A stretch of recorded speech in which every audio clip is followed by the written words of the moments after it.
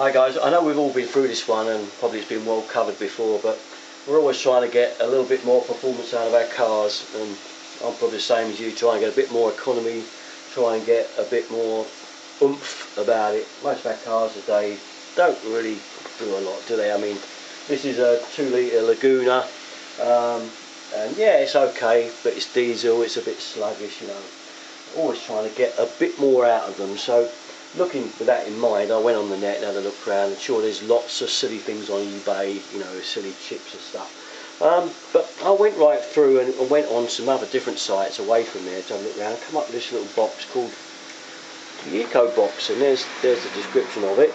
And basically it's a little box like that, you can see it there. I took a chance and ordered one. It was only 20 quid. I thought, what the hell, you know, it's nothing compared with the petrol prices today. You know, it's not even half a tank of fuel, as it says on their site actually. It looks rather homemade. This is probably made on a little small production in someone's garage somewhere, I should think. But for all that, I don't care about that. If it works, it's worth a go. It's probably a vary resistor in there with a few components. But you know, at the end of the day, let's try it. I've got all the fitting instructions here. It does say where to fit it, and it goes on the IAT, of course, usual position on the sensor. The only good thing with this one is to say it is variable, so you can vary the amount of resistance and the amount of boost or gain, and so it says. The other thing you can do, of course, is if you look at that, you can fit it inside the cab, which means you can run the wires right in and control it on the dashboard. Well, I'm not going to do that. I'm just going to leave it inside the engine compartment like that on that picture there, and just basically adjust it up and down and see what happens. So I'm going to fit it now in the car. I'm not going to bore you with the fitting of that because it's so easy. Just pull the IAT sensors off and just stick this thing in instead, and then stick it down with the 2 tabs on the back of it there, stick it on the side, and then we'll adjust it around and see what happens. So I'm going to stick it on now, then we'll take the car out for a run, and I'll get straight back to you in a minute with the results. So I shall see you in a minute. And I've got good news really. It did seem to work.